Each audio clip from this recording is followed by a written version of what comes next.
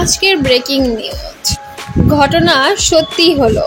সাকিবের বাড়িতেই ছেলে জয়কে নিয়ে কোরবানি উদযাপন করছেন ঢালিউড কুইন অপু বিশ্বাস।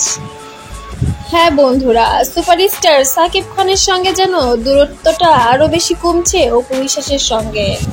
তবে জাতি ধর্ম ভেদাভেদ ভুলে যেয়ে অপু বিশ্বাস নিজের মনকে অনেক উদার হিসাবে প্রকাশ করে নিজের শ্বশুর বাড়িতে ছেলে জয়ের নামে খাসি কোরবানি দিয়ে নিজেকে যেন অনেক বড় মনের মানসিকতার প্রকাশ করলেন ঢালিউড কুইন এবং সবার সাথে হাতে হাতে কাজে অংশগ্রহণ করলেন তিনি।